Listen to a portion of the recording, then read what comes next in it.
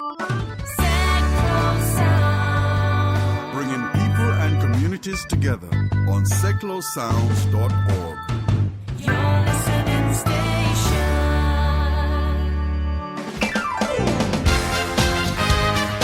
Hi, I'm Terry Sullivan and welcome to this week's Sticks radio show here on Seclo Sound. Apologies for the croaky throat, got a bit of a cold, so anyhow, we've got a great guest today.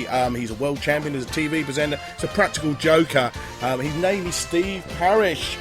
Many of you may know him from his motorcycling and driving truck days. We'll be talking about all that later, and of course gives me a chance to play some driving songs. Of course I'm going to start off with a classic driving song. The band are called Cars, and this is simply called Drive.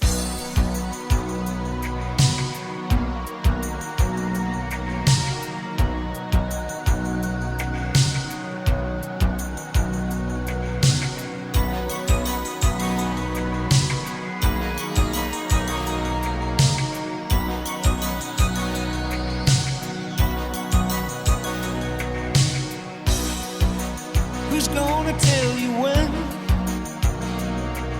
it's too late?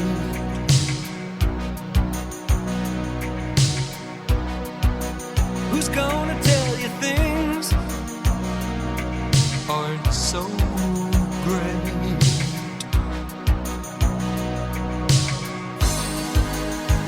You can't go on thinking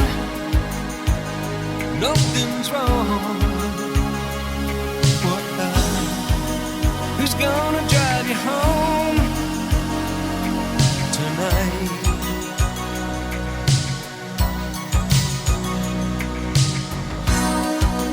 Who's gonna pick you up when you fall?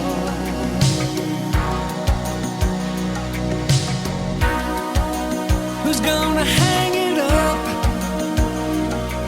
when you call?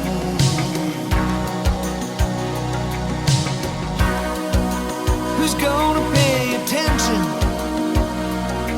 to your dreams?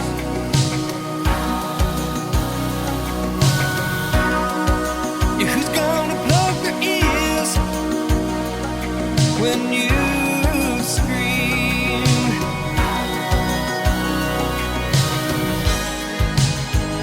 Can't go on thinking nothing's wrong. Who's gonna drive you home tonight?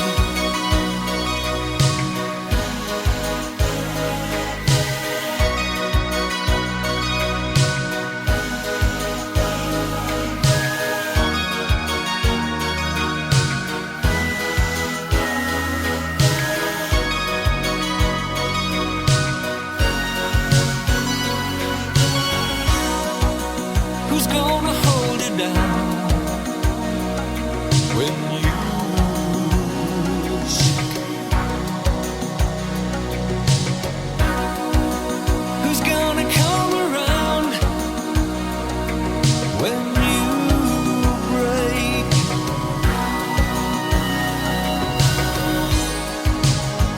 You can't go on thinking nothing's wrong.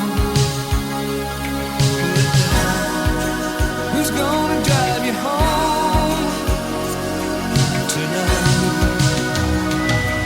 Oh, you know you can't go on thinking nothing's wrong. Who's gonna drive you home tonight?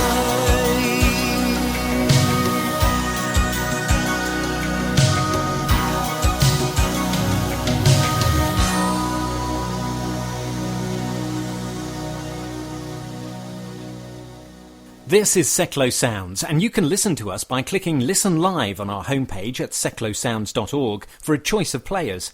Via TuneIn Radio at www.tunein.com, search for Seclo Sounds and listen online or download the TuneIn app. You can download the Seclo Sounds iPhone app from the iTunes App Store, and you can listen to us on demand at our replay page. Time to introduce my guest today on the show. It's, he's been a world champion, BBC TV presenter, practical joker, prankster hooligan, and a pain in the, well, I won't be mentioning that word. It's Steve Parrish. Good morning, Steve. Hi there, how are you? I'm great. I mean, you've done everything in your life. You've certainly lived a good life, and I'm sure there's some great stories we're going to be talking about today. The tour's called the Mad Tour. Why is that? Right, well, it's called the Mad Tour because I do it with my daughter, Francesca, and it stands for My Adolescent Dad.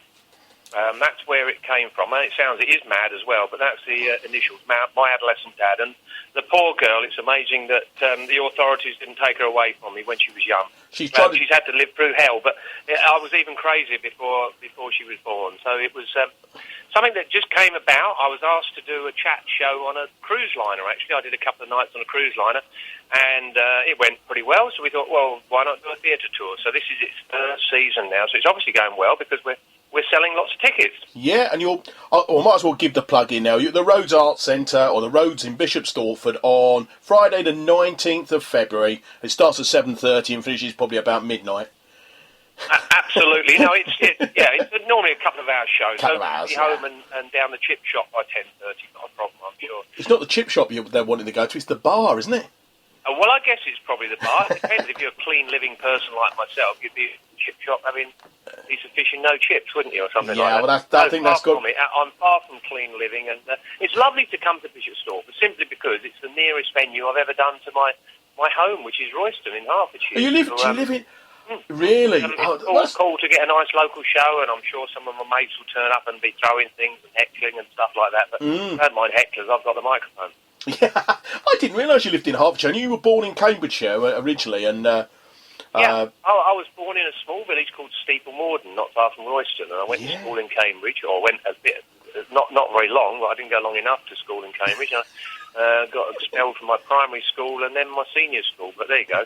So how did the motorcycling bug bite you? How did that sort of come about? Well, because I lived out in the sticks, out here in Hertfordshire, there was an old disused airfield called Stephen Morden Airfield, and from the age of, I reckon I was about 9 or 10, and I worked out how to ride a motorbike and drive a car and things like that, living out in the rural area. And I got myself an old motorbike from a friend, and we got together, and we rode them up down the runways, disused runways here. So I've always had a fascination, I guess, with engines, really. It didn't matter to me if it was a lawnmower, a car, a truck, or a motorcycle, whatever. Anyway, I did all that. Then, of course, as soon as I was 16, I had a motorcycle on the road and was pretty crazy, as you are when you're 16 and back when you could be. And I decided to go racing. So, but quite late starting, because I did an apprenticeship as an agricultural engineer and saved up some money, bought myself a bike, went to Snetterton in 1973. And the rest is history. I'm 42 years without a proper job now. Yeah, well, I don't know, working for the BBC, and I know you're working for BT Sport now. I mean, yeah, you turned professional. Well, according to what I've found, you turned professional at the age of 22 as a motorcyclist. Yeah. And and it was the sort of, should we say, the golden era of motorcycling, wasn't it? You had yourself, and there was the late great Barry Sheen. I know you were great friends with him. Yeah, it was the halcyon period, I guess you say. But I think, I don't know, maybe it's because of my age. It was sort of what I call sex, drugs, and rock and roll era, really. Oh, I think, with most of it, I guess. But it was, you can't imagine how much better it could be. We were earning a reasonable amount of money, nothing like the stars of today, because there isn't the commercialism. But we were in a great time. The summers seemed to be longer. I was riding a motorcycle for a living. My teammate Barry Sheen, lots of girls around. It was just a wonderful era. And I think, probably back in the days when it just was a little bit easier to get to know the people around the paddocks, and there wasn't all the barriers where you couldn't get anywhere near anyone, and people could come have a chat and talk to you, and then you could go down the bar afterwards with them. We raced Saturdays and Sundays, and then 5 days mucking around. I mean, you knew Barry quite well. You've written a book about him, and there was a film a little while ago. Because Barry sort of now back in the public eye. There was a film a couple of years ago, 3 or 4 years ago, about his life. Yeah, there was. There was lots of documentaries. One to do with him and James Hunt, which I think when Playboys ruled the world, or something like that. Was that what it was called? It really did highlight how things have changed. As I just said, the guys that are racing now, and I have so much admiration for them. I talk about them at weekends when I'm watching them race and commentating, but they really go racing. They have to turn up at the track on a Wednesday for press conferences and stuff. They practice Friday, Saturday, race Sunday. Monday they go to the gym. Tuesday they go to the dietitian. Wednesday they see the psychiatrist. You know, it's like a full-on job, whereas my days, it was often practice Saturday, race Sunday, and that was it. Go and see how many girls you could find and have a bit of a deal, go to a concert, do something. It was nothing like as pressurised as it is now. But so I can't see the modern-day racers going out there doing a theatre tour about the crazy things that went on, really. Well, they probably could, but they probably wouldn't get... they'd probably get banned from some of the theatres.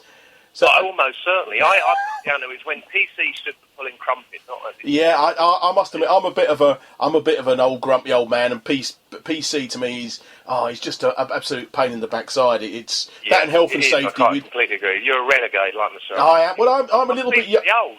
Well, yeah, I'm a little bit younger than you, but not much younger than you. So, yeah, right. I mean. You were quoted in 1975 saying about Barry, saying, if I'd have set up his bike as well as his victims, and had put as much effort into his bike as he did in the intricate pranks he pulled on people, he would certainly have been world champion. Yeah, he's probably right, actually. I loved my time racing, and I was nowhere near as successful as Barry, but I won a couple of British championships, and I won the Grover Award, which was the most promising young rider. But I don't know if I was really, did I have my heart in it? I'm not too sure. I look back on it, and I kind of wished I had of, but I was there having fun, just kind of enjoying it, really. And, I had enough success to make a go of it, but he was absolutely right. His other saying was, if Parrish, he said, if you fell in a cesspit, you'd come out with a salmon on your head, meaning I was a pretty lucky sort of bloke. And I am. I've had a great period of time and still involved with the sport that started out as a hobby. Or not many people are lucky enough to do that. Racing bikes, running teams, racing trucks, commentating, just having a ball. Do you still run a team? No, I don't. I ran a team for 4 or 5 years, actually, and we had a great deal of success. But right at the point, after the 5th year, I had a call from Mercedes-Benz wanting me to be an official factory truck racing driver. So I had another 10 years of racing, which I thought I can always run a team later on. And that never came about because I started commentating after that. But, so anyway, I'm still living the dream, I guess you could say. Because after you finished, you quit the bikes. Let's have a look. What year was that? 86. 86. And you had a little dabble with sports cars then as well. I did. I raced Caterhams and TVRs and through the same sponsorship that ran my truck race team, which was BP. So, yeah, I had a crack at that. And I still have, in fact, in March, I'm off to Australia to race with a lot of the old boys from my era. We've got a race out near Sydney where we'll be riding the old Suzukis from the 70s and 80s and things like that. I do Goodwood Revival. And I'll be at Donington Park for their classic event. So I still get my leg over a bit. Dare I say that? Well, can do, can't I? And I still ride bikes a little bit. Not probably as fast as I used to because I'm allergic to pain now, but I'll get out and about. And when I get to Sydney in Australia with the boys, you can't believe how fast we were. The older you get, the faster you were, I think is what they say. It's a bit like the old fisherman, isn't it? The one that got away was about 8 foot long, wasn't it? That's the one, yeah. We'll be fast in the bar, I can assure you. I thought you were clean living and only like fish and chips. No, we won't go into that one. And then you moved into the truck racing. And I remember it used to be on ITV on a Saturday afternoon, the truck racing, and it was absolutely unbelievable. It was basically just a cab of a truck, wasn't it? And you were going around the track at some silly kind of speed. Yeah. Oh, yeah, that was another thing. And what I loved about that is that I didn't go to hospital as much as I did with motorbike racing. If it all went wrong in the truck, you careered across and through a barrier or whatever, and the truck was written off and the barriers were written off, but Mr. Parrish was still all right. Whereas motorcycle racing, I'd be sliding down the road thinking, am I still going to have my legs at the end of this? So, truck racing kicked off again in about 86, something like that. Barry Sheen was doing it. They had rally drivers like Stig Blomqvist doing it, Alan Jones, Formula One driver, Martin Brundle had a go at it. So lots of people from other sports when truck racing started out, and it got huge. It was big crowds, and the manufacturers all got heavily behind it. And again, it was a great period of time that I was tearing around the tracks without going to waking up in A&E so much. Yeah, I mean, you won the championship a few times. Let's see, you won. I did. 5 times, in fact. Five times in the British Championship as well. That was pretty good. I mean, that isn't bad, is it? Really, that's not shabby. Not too shabby at all, is it? No. Proving that maybe I'd have been better off a motorcycle if I was a bit braver. I didn't like the pain.